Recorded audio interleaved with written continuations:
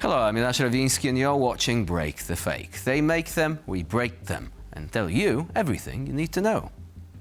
On Thursday morning, the information space became suspiciously quiet, at least in terms of attacks on Ukraine's energy infrastructure.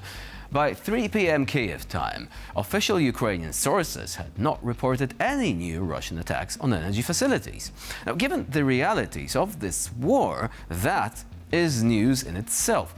But the reason for this apparent anomaly is even more interesting. You see, apparently, Donald Trump himself asked Putin to take a break, because even war criminals need a break, right? Okay, the real reason is the humanitarian crisis in Ukrainian cities, Kiev included, which have been freezing over due to Putin's trigger-happy terrorist campaign, but still, it makes you wonder.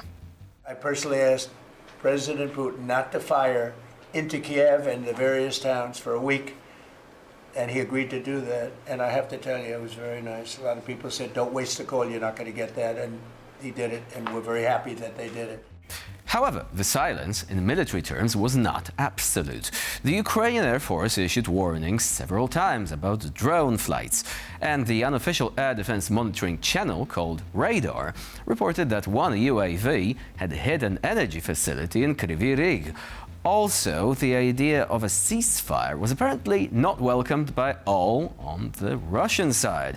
Some Z-bloggers, or Z-bloggers, or whatever you want to call them, have already dubbed the agreement a disgrace, because obviously nothing dampens morale like the inability to plunge millions of people into darkness and cold yet again. In recent months, Russia and Ukraine have sharply intensified mutual strikes on energy infrastructure. The Ukrainian armed forces also struck Russian Shadow Fleet tankers in order to put a wrench into Russia's money-printing machine. Meanwhile, the Russian army struck Ukrainian thermal power plants and other facilities with zero military significance, as is their usual style.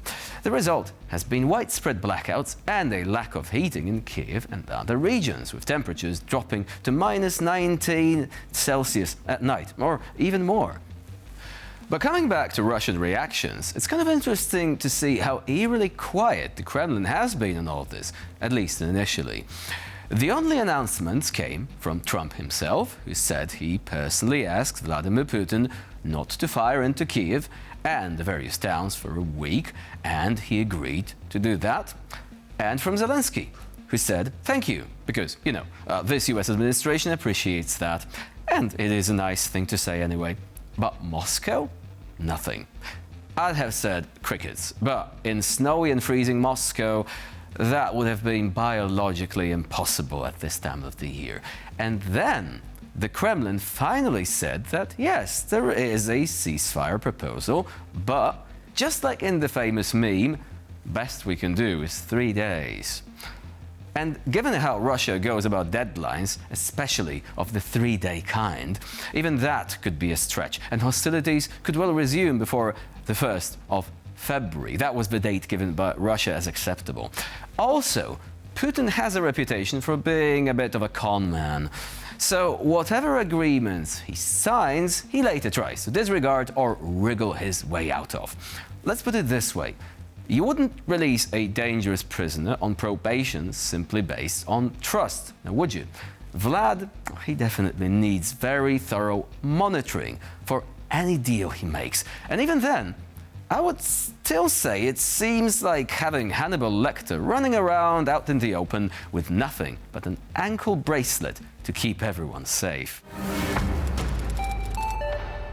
A new wave of disinformation is spreading across social media. Videos created using AI are being widely shared, featuring fictional characters who purportedly speak on behalf of members of parliament, police officers, employees of the Territorial Center of Recruitment and Social Support, or the Ukrainian military.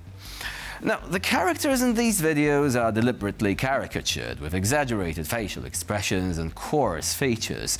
They speak in primitive phrases, behave disrespectfully, and convey messages that, strangely enough, coincide word for word with Russian propaganda. Under the guise of humor, the audience is fed the same old narratives. The government is detached from the people. The military despises civilians. And everyone steals, everyone lies. There is no point in resisting anymore.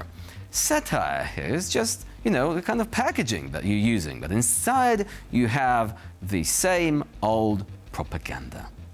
Повернувся в Україну з Ізраїлю в березні 2022 року. Відразу влаштувався в ТЦК, щоб допомагати в залученні людських ресурсів до ЗСУ. Зараз активно працюю в цьому напрямку, подаю ухилянтів у розшук. Від чого ви втомилися, цивільні? Я в війську вже майже 4 роки. Служу в штабі, де виконую найважчі завдання. І не втомився. А від чого втомилися ви? Розкажіть, як вам вдається так добре виглядати, незважаючи на те, що ви штурмовик? Все просто. Кожного разу після штурму ми з хлопцями їдемо в барбершоп. І відпочиваємо, і приводимо себе до ладу. А потім в масажку.